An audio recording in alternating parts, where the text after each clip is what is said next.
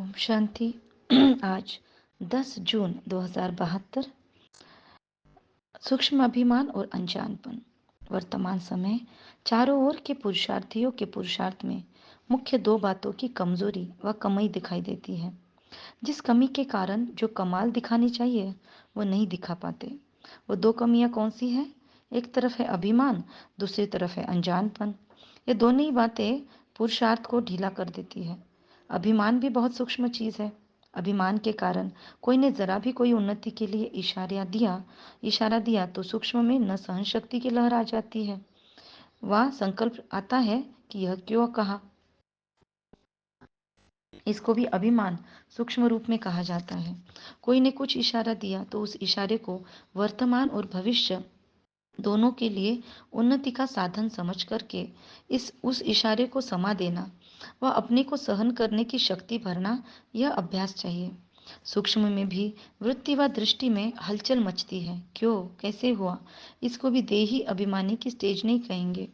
जैसे महिमा सुनने के समय वृत्ति व दृष्टि में उस आत्मा के प्रति स्नेह की भावना रहती है, वैसे ही अगर कोई शिक्षा का इशारा देते हैं तो उसमें उसी आत्मा के प्रति ऐसे ही स्नेह की, शुभ चिंतक की भावना रहती है कि यह आत्मा मेरे लिए बड़ी से बड़ी शुभ चिंतक है।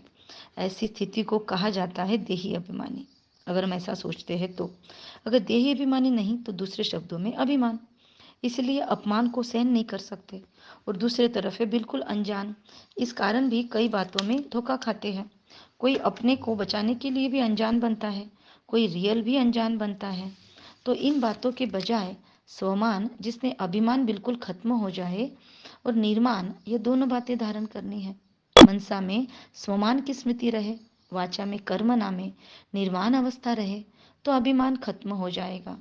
फिलोसोफर हो गए लेकिन स्पिरिचुअल नहीं बने हैं, अर्थात ये स्पिरिट नहीं आई है।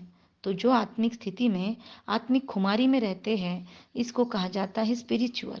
आजकल फिलोसोफर ज़्यादा दिखाई देते हैं, मतलब ज्ञान सुनाने वाले। स्पिरिचुअल पावर कम है। स्पिरिट एक सेकंड में क्या से क्या कर दिखा सकती है। जैसे जादूगर एक सेकंड में क्या से क्या कर दिखाते हैं, वैसे स्पिरिचुअलिटी वाले भी कर्तव्य की सिद्धि आ जाती है उनमें। उनके हाथ की सिद्धि होती है जादूगरों की, और यहाँ पे कर्तव्य की सिद्धि। यह है हर कर्म, हर संकल्प में सिद्धि स्वरूप। सिद्धि अर्थात प्राप्ति। तो सर्व सिद्धि स्वरूप मतलब सर्व प्राप्ति स्वरूप। तो आज इस स्वमान को 108 बार मन में रिपीट करने का प्रयास करेंगे। सिर्फ पॉइंट सुनाना, इसको फिलोसॉफी कहा जाता है। फिलोसॉफी का प्रभाव अल्पकाल का पड़ता है, स्पिरिचुअलिटी का प्रभाव सदा के लिए पड़ता है। तो सभी अभी अपने में कर्म की सिद्धि प्राप्त करने के लिए रूहानियत लानी है।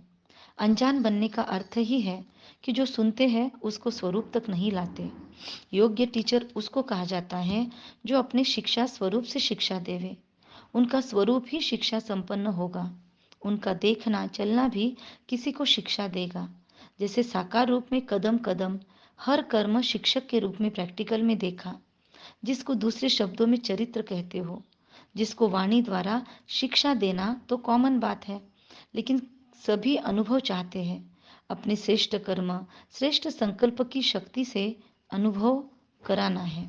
अच्छा, ओम शांति। थैंक यू बाबा। I love you Baba.